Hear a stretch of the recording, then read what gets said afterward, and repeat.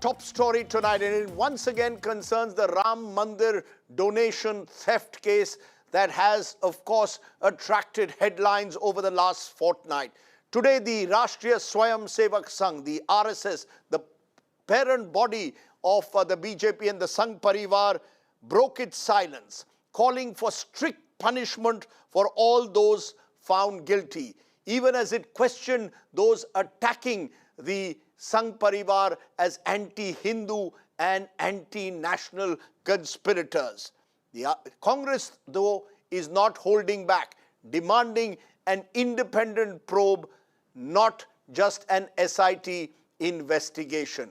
Can the RSS distance itself from what happened in the Sri Ram Mandir? Take a look at our top story.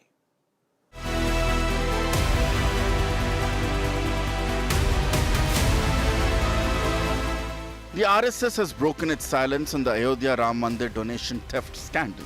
In a statement issued on Friday, RSS General Secretary Dattatreya Hosabale said that the theft has deeply hurt sentiments and the faith of the entire society as well as Ram devotees. He added that all are extremely pained and angered by this event. Hosabale called upon the SIT set up by the UP government to ensure that anyone guilty faces a severe punishment. He has also urged devotees to foil all conspiracies to malign Hinduism. राष्ट्रीय स्वयंसेवक संघ संपूर्ण हिंदू समाज से भी आह्वान करता है कि इस कठिन क्षण में वह आवश्यक धैर्य और संयम का परिचय दें तथा इस दुर्भाग्यपूर्ण घटना का लाभ उठाकर हिंदू विरोधी राष्ट्र विरोधी शक्तियों के हिंदू धर्म एवं समाज को बदनाम करने के षड्यंत्रों को विफल करे. The opposition is mounting attacks on the BJP. The Congress has demanded the dissolution of the Sri Ram Janmabhoomi Tirth Kshetra Trust. The party has called for an investigation into the trust operations and financial transactions under the supervision of the Supreme Court. It urged Prime Minister Narendra Modi to break his silence on the theft of offerings. The Congress also sought public accounting of the approximately 1400 crore rupees in donations collected for Ram Mandir construction before the formation of the trust. 40 दिन में 70 चोरियां हो गई, CCTV footage का कोई backup नहीं मिला. 5 साल 40 दिन में इतना हुआ तो 5 साल में कितना हुआ होगा इसका कोई अता पता हमें नहीं है. चंपत राय पर कोई एफआईआर नहीं हो रही है और ये मान लेते हैं कि सरकार को कुछ मालूम ही नहीं था, कानो कान खबर नहीं थी. The probe into the alleged Ram Mandir donation theft case has entered a crucial phase. Investigators say fresh leads have emerged during the interrogation of accused Avinash Shukla. An entry pass was allegedly issued in the name of accused Anukalp Mishra, identifying him as an arrangement worker at the Ram Mandir. SIT is also examining financial records after learning that Anukalp Mishra allegedly purchased a car in 2025 after becoming associated with the temple. As per sources, cops suspect that he concealed a substantial amount of cash and are also probing whether gold and silver ornaments form part of the allegedly stolen property. Foreign currency, including US dollars, were also recovered during the probe. In exclusive conversation, India Today spoke to Shivang Tripathi, a former outsourced employee of the Ram Temple Trust, who made some shocking revelations. महोदय जी, वहाँ camera भी चलता था और बगल में SIS guard मतलब gate के बाहर बैठता था, उसका कोई चलती नहीं था. टोटल अगर SIS गार्ड कहता कि साहब चेक कराइए तो कोई चेक नहीं कराता था.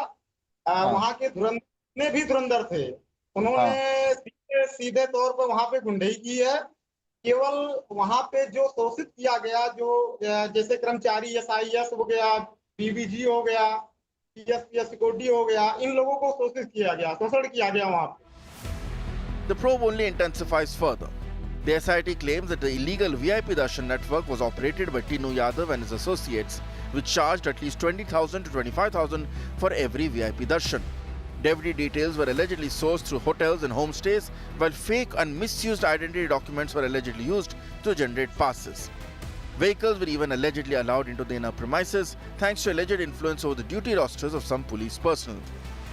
The special route darshan was even allegedly monetized, especially during the Kumbh.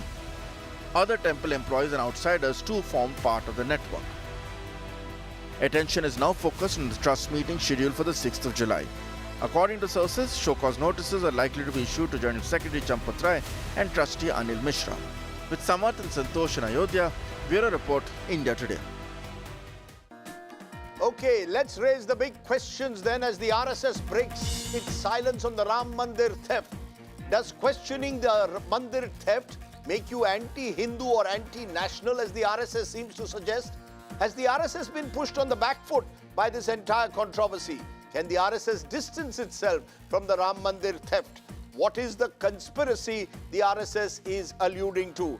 Joining me now is Ratan Sharda, author of several books on the RSS, someone close to the Sangh, and Sanjay Jha, who's also an author and someone who's been close to the Congress party in the past. I appreciate both of you joining us. Ratan Sharda, when I look at the letter which has been, or the video and the letter of Dattatreya Hospale, the senior RSS leader, he seems to suggest there is a conspiracy. Says don't fall for the conspiracy of anti-Hindu and anti-national forces. What is the conspiracy, sir, when the theft has taken place within the Mandir, run, managed, administered by a trust of people close to the Sangh Parivar, which is headed by the RSS? Where is this conspiracy coming from? Rajdeep, you are reading the message wrong. He has clearly criticized what had happened in the Ram Mandir. He has said that this has hurt the sentiment of all the Ram Bhakts. He has admitted there is a mistake, and he has also said serious action should be taken and everybody should be punished. Then he says there is conspiracy to divide Hindu society in the name of Ram Mandir by the people who do not actually believe in Ram. So the two statements are different. They are not, you cannot put one on the top of the other. And very surely there are people who never visit temples, who criticize Hindu Dharma, who say Hindu Dharma is a malaria and dengue, and they support such statements. For them to claim the higher moral ground, saying that we are very worried about Ram Lala and all that, that is what he raised point about. But he has totally owned up the problem. No, but sir, can the RSS, sir, can the RSS also claim the moral high ground when there is chori, chanda chori, which has taken place? Can the RSS claim the moral high ground and accuse anyone who questions them of being anti-national and anti-Hindu? Surely the RSS cannot speak for all Hindus. RSS talked about people who are trying to create dissonance. He has not talked about genuine questions and genuine inquiry. It has welcomed it. That is point one. Secondly, RSS has not taken higher moral ground. See, if you recall, for last so many years, so many temples, so many Waqf properties and so many churches have been looted, there have been theft. But the outrage, level of outrage that we've seen in this particular case of this Mandir is because, and I'm not complaining, because RSS is held for a higher probity in public life, for its moral and ethical stance on in public life. So that is why there is much more big outrage, and for that I should say that it comes as a kind of right reaction from the people, because they believe much better conduct from RSS people, and that is where this particular issue has risen. It has also risen because, as he rightly pointed out, because some pracharaks who are in the Ram Temple Trust believe more in faith of the put faith in people than in processes. That is what he said. We should have much better, tighter processes. Okay. Only then we can control these kind of crimes. And I believe that is the root cause of this problem, that the senior people thought that by believing somebody brought in acha hai, badhiya hai, and never questioning them, rather than putting very tight process in place. When CCTV were put up, they were not seen. When there was some question, it was not followed properly. So these are serious issues on which RSS is very serious about it. Sanjay Jha, respond to what you're hearing, that it is unfair, according to Ratan Sharda, to, in a way, hold the, you're just holding the RSS to higher standards, he says. That's why there is this outrage, because the RSS, according to Ratan Sardesai, is seen to be a organization committed to probity. Rajdeep, I said that is why I am not complaining. I must also add, I am not complaining. I know you're not complaining. I'm just trying to paraphrase. Okay, let Sanjay Jha respond. Yeah. Rajdeep, good evening to you and to your viewers and to Mr. Sharda. The truth is that the RSS itself is not a registered entity. You're dealing with the most opaque social charitable organization in this country that is literally running this government, that commands Narendra Modi's government. So that opacity is resulted in this very cocky arrogance, which is what you're seeing in the sacred temple of Bhagwan Ram, which is being blatantly violated. the RSS is back to doing what it is a master at, Rajdeep. Red herring and eventually invoke the Hindutva ideology. The truth that the RSS needs to accept today is that BJP and the RSS has weaponized religious faith for political gains, and they've succeeded. And at the moment, the people of this country, the Hindus, the ordinary Hindus, whose religious faith has been, frankly speaking, violated. Ram Temple is supposed to be sacrosanct, a sacred place where the violations have been happening for years. This is not an overnight development, Rajdeep. Let's not give the RSS and the BJP an inch. The trusts people have been appointed No, 1 minute, 1 by minute. the union government. No, Mr. Sanjay Jha, in the statement by Dattatreya Hospale, he says the theft in Sri Ram Lalla temple has hurt society, Ram devotees. We are all extremely pained and angered. Essential to ensure anyone guilty faces severe punishment. What more can he say? What more will convince you that the RSS is genuine about ensuring that what happened in Ram Mandir is not repeated, that the RSS is genuinely committed to accountability? Well, RSS is a master at duplicitous speak and what I call is gobbledygook. What do you expect the RSS guy to say anyway? That, we are very hunky-dory despite the fact that the theft has happened in broad daylight. He's bound to utter these homilies. Let's not even play that out, Rajdeep. We do a disservice to the millions of devotees of Bhagwan Ram who have been swindled and cheated in broad daylight. All these guys who have been arrested, all of them have an RSS antecedent. It's pretty obvious. Everybody knows it. And go back to even people like Vinay Katiyar and Brijbhushan Singh. You have the Prime Minister's former Secretary Nirupendra Mishra. All of them have publicly stated that this was probably happening for a long time. And by the way, I can tell you this as a banker, that the State Bank of India, which is the official banker for the Ram Temple from what I've read, they were warning them earlier that there seems to be something terribly wrong, criminal happening with the collection of cash. Now, let me tell you something. If you look at the data, Rajdeep, they are collecting around 10 to 12 crores per month, which adds to around maybe over 100 crores a year for sure. That's the size of an MSME company. If that is the astronomical donations being received, how can the RSS now pretend to give a lecture to the people when they have actually insulted, mortified and humiliated the followers of the Hindu faith? This is not just about money. It's about the contravention of faith. And they need to apologize here because the members of the trust have been appointed by the union government. Having a state government SIT is nothing but an attempt to catch the minor actors. The country wants to know who's the kingpin behind it. Ratan Sarda, the Sri Ram Janmabhoomi Tirtha Kshetra Trust, members K. Parasaran, senior most advocate in Supreme Court, founder member. He is the one who appeared in many of the cases, therefore is seen to be close to the Sangh. Swami Vasudevanand Saraswati Maharaj, Swami Vishwa Prasanna Tirtha Maharaj, Swami Parmanand Giriji, Swami Govind Dev Giriji, Anil Mishra, who's been close to the Sangh, Krishna Mohan, Mahant Nitya Gopal Das Maharaj, Champat Rai, who's been part of the VHP, Mahant Dinendra Das, Prashant Lokhande is an IAS representative of Union Government, Sanjay Prasad is a representative of UP Government, Shashank Tripathi, the Ayodhya District Magistrate, Nipendra Mishra, who was Prime Minister's former Principal Secretary. When I look at this, they are all in some way or the other, most of them associated with the Sangh Parivar.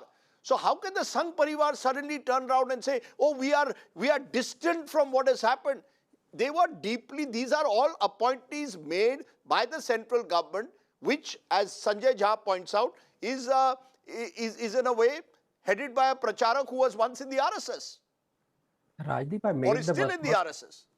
Rajdeep, I have made that point first itself. I said that we don't expect this kind of behavior from a pracharak. I also said that their belief in believing people rather than process was a big mistake.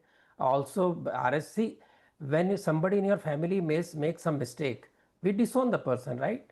We don't say he's not a member of the family. You say, I disown the person. We criticize the person. We let the person go to jail if required. That is what a good family does. And as far as Sanjay Jha is concerned, I don't like regurgitating these kind of whataboutery by him. It has gone to court. RSS is a voluntary organization, has gone to the court. Income tax has gone to the court. VHP is registered body. Ram Mandir Trust is registered body. So the people who are involved in this particular theft or scandal are all registered bodies. They are not somebody's individual properties, and they are not unregistered properties. The secondly, it talks of duplicity. For a person whose boss Rahul Gandhi never visited Ram Mandir, the party which stalled Ram Mandir all this time for years together, whose advocate said don't release the order now because there is an election, today they are talking of Ram Mandir and duplicity. They are the duplicitous people. We have owned up the mistake. We have owned up the entire episode. As I said earlier, see, the point is, I very many times say that you are honest as long as you don't get a chance to be corrupt. And in this case, RSS tried for years together to build people who would not fall for these kind of moral corruption, this kind of economic corruption. They succeeded for millions of people, but here we failed, and we accept that. And if that is so, then we can only correct the mistake, because faith of the people is wrong, but making it political is not the right way. We have owned up the mistake. What else can we do? And we have asked for SIT. Why do we disbelieve all the constitutional bodies? I don't understand. Has SIT not done enough in 10 days? Has it not caught the people, have not arrested? They have done every possible thing. They have investigated even the people whom for many days people kept on saying, you are not investigating this person, that person. All that has been done. Okay, so as a final word, Sanjay Jha, what is coming out both from Mr. Hosbale's letter and what Ratan Sardesai is saying, that this is now being made by the opposition political. All anti-RSS, anti-Sangh Parivar people have got together to malign the RSS, using this to malign an entire institution based on what's happened at the Ram Mandir. Rajdeep, what you're witnessing is the institutional capture of not just the institutions in India that govern us, including the Ram Temple. Now, that is the reason why we are facing the trouble that we are. The RSS has the audacity, instead of expressing remorse or regret, it is questioning the credentials of Hinduism of the opposition leaders. Well, let me remind Mr. Sharda, I'm a Hindu, I'm a Brahmin, I'm a practicing Hindu. I don't need no certificate from you or Narendra Modi or Amit Shah or Mohan Bhagwat as to how good a Hindu I am. And neither do millions of other people in this country. What needs to be explained, Rajdeep, this is not just an administrative, this is moral culpability, because this is being done right under the nose of the very people who are under this ruling dispensation. They cannot pretend to walk away from it. And this is being done with the donations made by widowers, pensioners, women who have traveled miles to visit the sacred temple. And you have the audacity here to actually try and make this into some kind of a rhetorical counter-attack on the opposition. I would request the opposition to double down on this, because they have exploited. Okay, you are requesting. I've heard both sides. Okay, I'll give Ratanji 10 seconds. Yes, Ratanji, very quickly. Moral culpability. Even if you claim no legal responsibility, you have a moral culpability. See, RSS not but gobbled up the institution of Ram Mandir. RSS owned the Ram Mandir movement. VHP owned the Ram Mandir movement for years together, sacrificed lives, years of hard work to make Ram Mandir possible. So why I will not own up Ram Mandir and its trust? I work for it. My society work for it. And people who say we are Hindus, why they stop the construction of Ram Mandir? Why did they go to stop the Ram Mandir? Why did they go with the Islamic history and not with the Hindu history? Okay. Not with the true for the record. Okay, this point is being made again and again, Sanjay Jha. Who are you who in a way disapproved of the Ram Janmabhoomi movement or its politics now to target the RSS? Quick response. A quick 30 response. Seconds. I'm glad you asked me that question. I need to disabuse this notion and tell your viewers that the RSS and the BJP lies when they take credit for the Ram Temple. It was a legal dispute and it was actually ordered under a Supreme Court verdict. And the BJP is trying to hijack credit for it. The Congress and the opposition always said, we will respect the verdict of the Supreme Court, which is what they have done. The BJP continues to shamelessly take credit for it, but today it stands exposed before the people of India that you're insulting the very Bhagwan cases for years in together? whose name you campaigned during the election. Sanjay, why did you stall the case for years together? I've heard both sides. Okay, I've heard both sides. Ratan Sardesai, Sanjay Jha, obviously this has been a debate triggered by the extremely deplorable activities that took place at the Ram Mandir. The Chanda Chori is a huge scar. It's a major corruption, and it has, in a way, betrayed the faith of millions. I appreciate, though, both of you joining me here on my talking point and face-off. Thank you.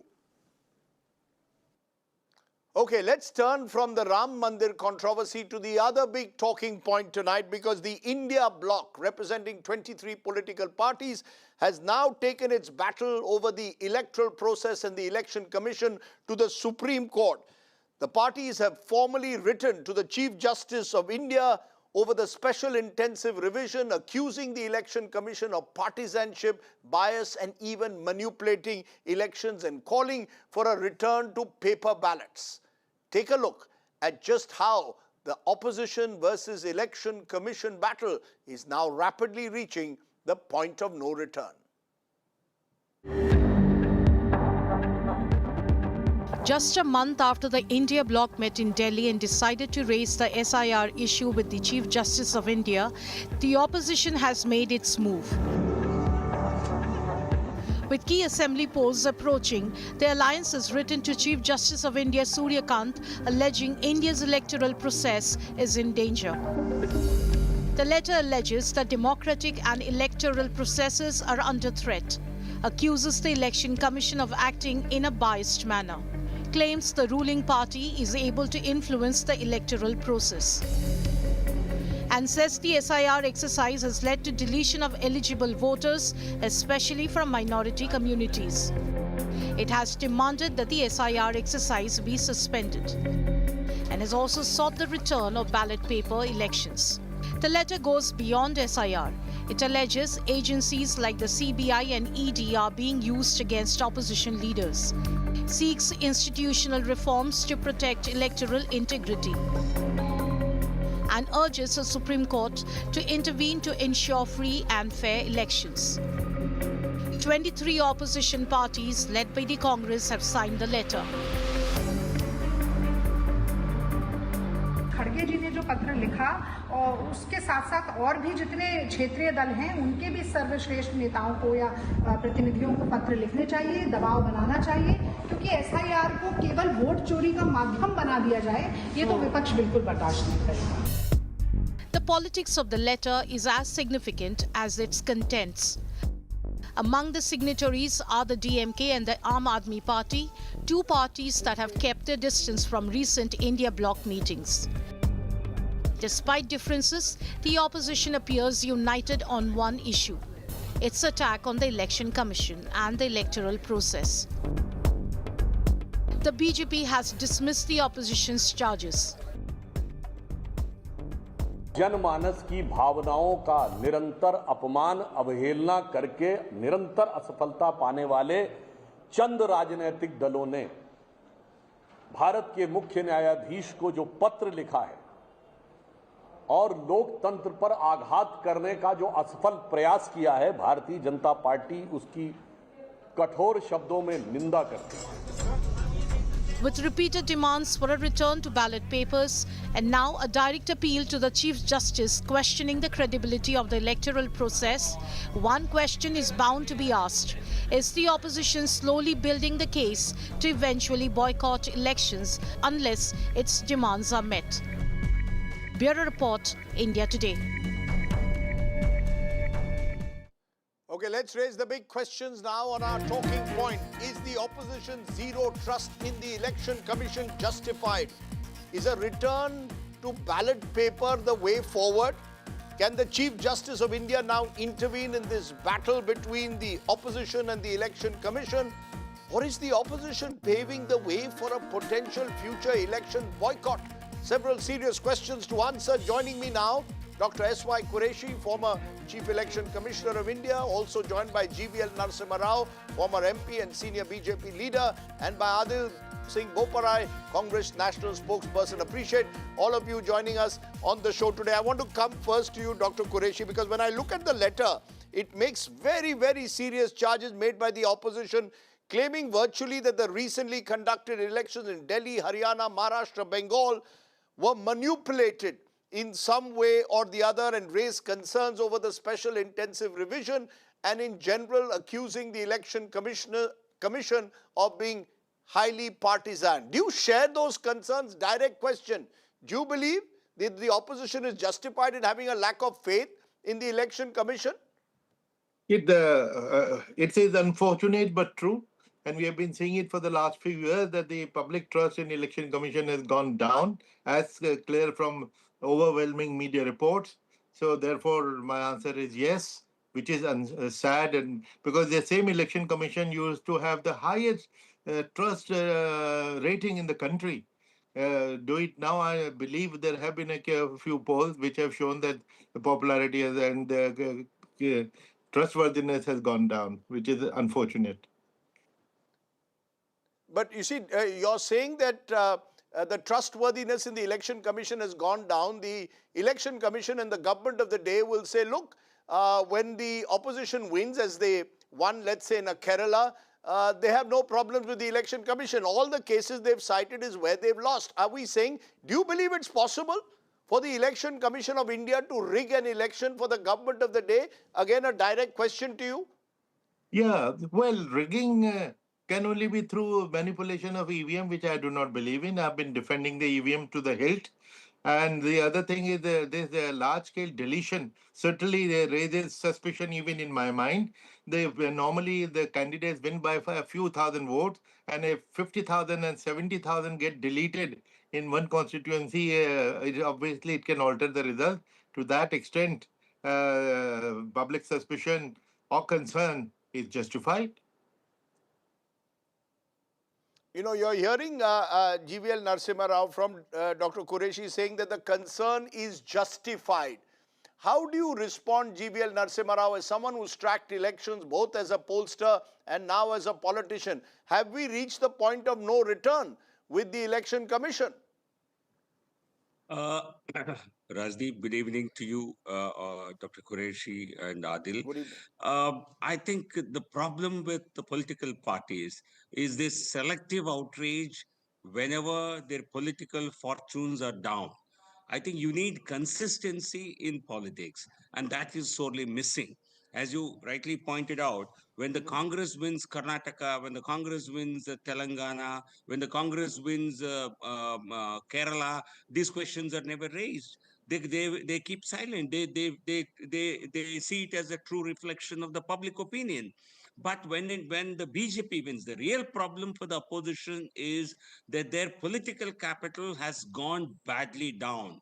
They are losing elections, and the BJP is on the rise. I think it may not have issues of this concern, this type have not been raised in the past because there was no one-party political dominance. The BJP, and under the leadership of Honorable Prime Minister Modi ji, has captured the imagination of the voters. And through performance, we've been able to demonstrate that you can expand your support, you can expand your political base and capital. And opposition, which is completely bankrupt, I think is only trying to indulge in this kind of political mudslinging to somehow save their face. But the large-scale This is deletions, a pure face-saving exercise. Mr. GVL Narasimha Rao, the concerns are coming over electoral rolls, the special intensive exercise, the large-scale deletions that have taken place in states like Bihar and Bengal. All of these are raising legitimate concerns. Don't you think it is better for the Election Commission, for example, to make the voter lists digitally accessible to all political parties so that many of these concerns can be addressed? No, Rajdeep, I think all these questions which they're raising, which they've raised in a letter to the Chief Justice of India recently, they have all been subject matters of litigation in the Supreme Court of India. And Honorable Supreme Court repeatedly, I think, supported the position of the Election Commission of India and then gave a very important and landmark judgments on several occasions, including the recent judgment, where there's obviously the concerns being raised now have all been examined. If you don't have a faith in the Election Commission of India, if you don't have faith in the Supreme Court of India, then I think you're questioning democracy. You are not really highlighting democracy being in danger, and you are endangering democracy by No, but questioning what is every wrong? What is institution wrong, of if I may repute. just ask, what is wrong if, what is wrong, for example, if the opposition asks for machine-readable voter lists to be made available, if they say that the CCTV footage must be preserved beyond 45 days, what's wrong? If the demand is for greater transparency and if the Election Commission has nothing to hide, why not make all of this available? No, Rajdeep, I think these are political parties I think it's legitimate. They can raise any concerns, and for everything, Election Commission has a response. 45 days time has been kept, possibly because that's the window available to file election petitions. I think in Bihar, we are talking about massive deletion of votes. But how many election petitions have been filed? I think none or hardly any. I think it's only pure political discourse on television debates and in press conferences. But in reality, they have not used any of these mechanisms available because they know for a fact that they have lost elections because of their non-popularity or non-deliverance. These are, I think, why are they not using Okay. every instrument available? In Bengal, how many election petitions have been filed? Okay. You can possibly count on fingers. Okay, let me take that to Adil Singh Bopara. You know, the point that GVL Narasimha Rao is making, if you believe that the entire process has been rigged in these states, manipulated, how many election petitions have been filed? Because you've gone on to say, the opposition in the letter, that the judiciary must act as a check because electoral democracy faces the gravest threats from the Modi-Shah regime. According to the BJP, it's because you're sore losers that you're now trying to get an alibi for your election defeats. Mr. Sardesai, we're at a crossroad where one path leads towards preserving our constitutional republic and the other path leads towards an electoral autocracy. The lifeblood of any democracy worth the salt world over is free and fair elections. I intend to deal with specifics and not rhetoric. Let's start with the composition of the Election Commission of India. Till 2014, the Supreme Court, in the absence of a law, had passed directions that the collegium or the body which shall select the election commissioners shall comprise of the Prime Minister, the Leader of the Opposition, and the Chief Justice of India. A fair body, not executive-driven, but a fair body. The government, the executive, comes out with a legislation where now they have the Prime Minister and the Home Minister on one side and the Leader of the Opposition as a third minority member. So therefore, they choose. No, but let me correct you. Even before 2014, the government of the day appointed election commissioners.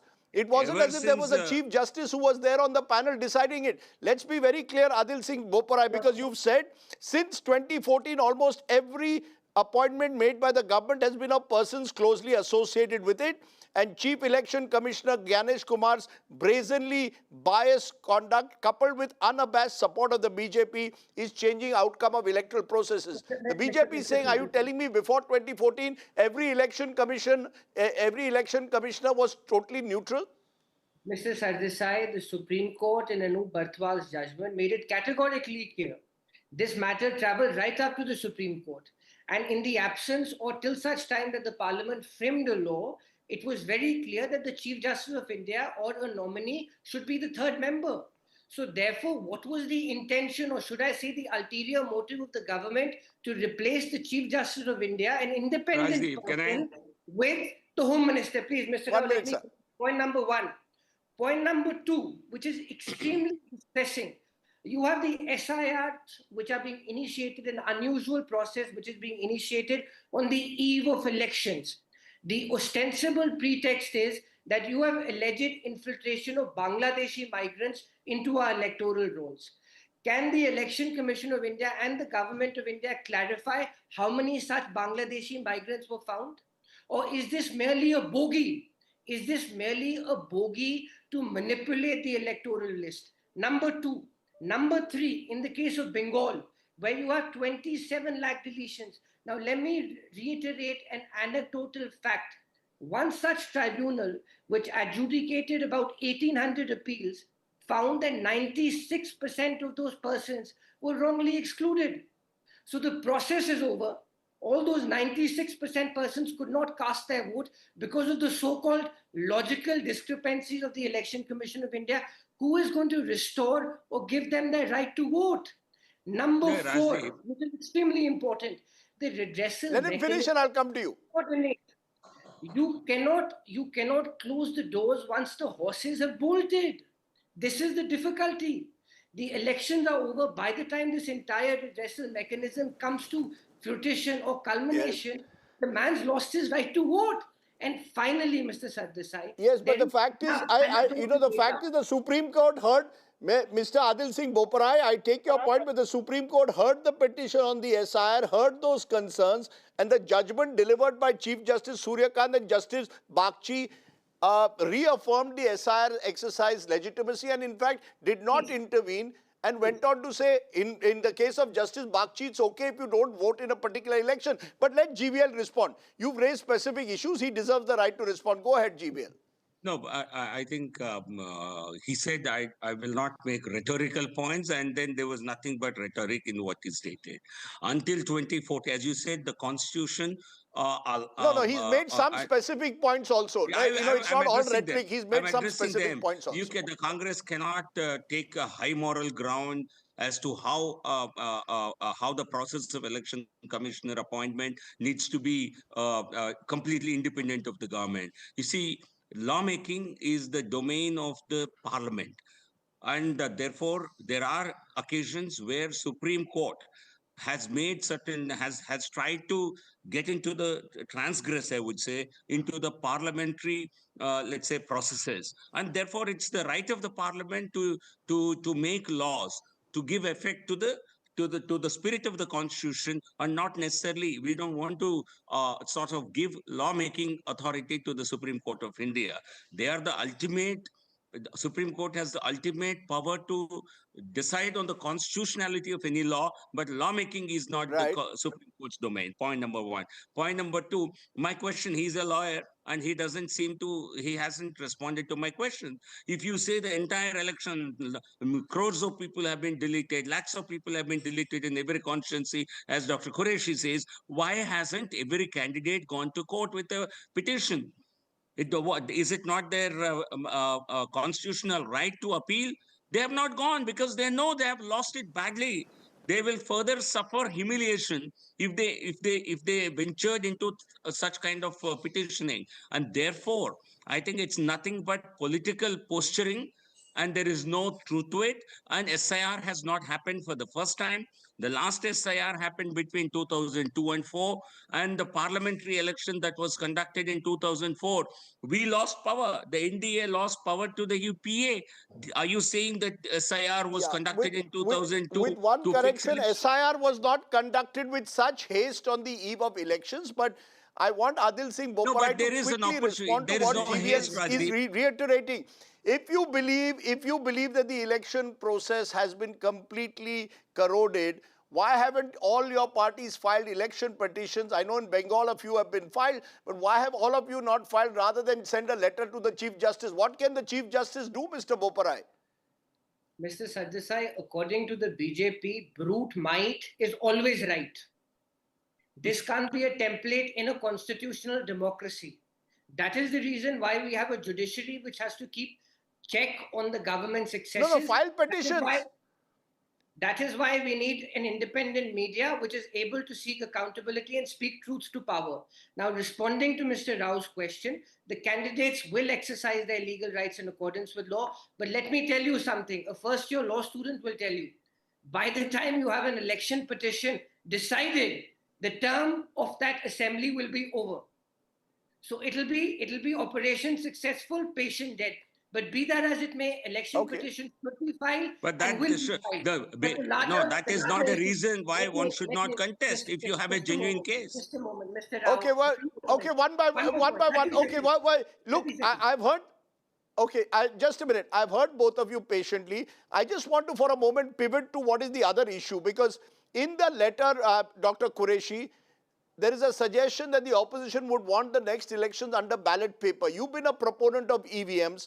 The countries that use EVMs today, India, Brazil, some states in the United States, the Philippines, Estonia, Belgium, UAE, Namibia. I'm just giving some of the countries that use EVMs. Then let's look at countries that use paper ballots. South Africa, Indonesia, Israel, Japan, UK, Germany, again some states in the US. So you've got different different formats in different parts of the world. You've been a proponent of EVMs. Do you believe a paper ballot can restore confidence, since you started this debate by saying there's a lack of trust? Well, I strongly believe that a return to ballot paper will be retrograde, because we must remember why we moved from paper ballot to machine. They used to be booth capturing rampant. To imagine that same people who used to capture booths have now become saints and they will not recapture it. In fact, perhaps they are even more powerful now. So you remember Chandigarh mayor's election where only 40 ballot papers were involved, and even there was manipulation, and Supreme Court had to come in. Therefore, return to the ballot paper actually is not the answer. Improving the EVM and VVPAT system and how many to count and all that, we should debate on that rather than think of going, because 20-year-old conditions will get revived. Okay, you're saying look at the VVPAT system rather than go back to the ballot paper. GVL Narasimha Rao, you were once upon a time famously against EVMs in 2009. That became controversial. This was when Mr. Advani was the BJP leader. Do you still hold that view? Are you okay with the idea of going back to paper ballot, if only to restore confidence? Doodh ka doodh, pani ka pani. Rajdeep, I have very strongly opposed paperless EVMs, where there is no physical proof of voting. Because in 2000 until 2009 elections, we only had electronic voting, where data was stored in the microchip, but there is no physical proof of voting. Therefore, we campaigned for a paper proof, a paper printout, and that is how the VVPAT. Today, every vote cast in polls since 2014, every vote polled in elections is preserved in the form of a paper trail. So I think this is a very fine kind of I would say an alternative to paper ballots, because Election Commission strongly opposed paper ballots, and for good reasons. So therefore, it's a great, I wouldn't say compromise, a great solution to a problem. Paperless voting is certainly a no. If you tomorrow want to remove VVPAT, I would be one of those who would strongly oppose it. Okay, Adil Singh Boparai, if tomorrow there's a paper ballot and you still lose, will you still blame the Election Commission then? Is the problem with electoral rolls? Is it with EVMs? What is the real problem? Before I answer your question, one statistic which the country must know, which your viewers must know. In Bengal, the government of India deputed 240,000 central armed police personnel.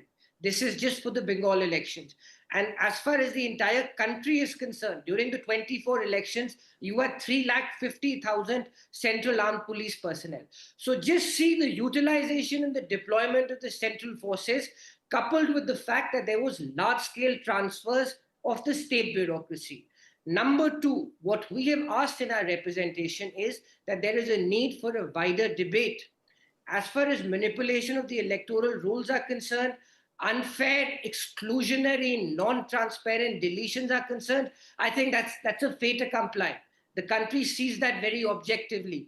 On the issue of the credibility of the EVMs, there is a need for a wider debate. And I don't understand, in a democracy, if there is a discussion to improve our electoral system, why should the government shy away from that? But finally, Mr. Sardesai, when the Congress talks about the democracy being in jeopardy, it is not just the ECI alone. You have the central agencies such as the ED, such as the CBI, such as the income tax. So it is a collaborative exercise of all central state instrumentalities being utilized or unleashed on the opposition. I think that is the worrying feature for our democracy in the I'll give GVL 30 seconds to conclude. GBL, conclude 30 seconds. It is not just the ECI, it is the coercive powers of the central agencies that worries the opposition today. No, regarding security forces, we have seen the kind of poll violence in in Bengal elections that has not been witnessed in any other state. And in panchayat polls, more than 100 of BJP cadres have been mercilessly killed. In the last assembly elections, after the polling also, there was massive violence, rapes, murders. So Bengal has not been a normal state as far as electoral peace is concerned, and therefore it warranted a complete security to the voters to actually exercise their franchise. Therefore, if anybody complains that we have not been able to rig because there were central forces, I think people will really call their bluff. Second, regarding central agencies, I think everybody has a right to approach. If you indulge, you see, you can't. If you indulge in illegality and you want to be saved, you want agencies not to go after you. I think that you're then seeking political protection.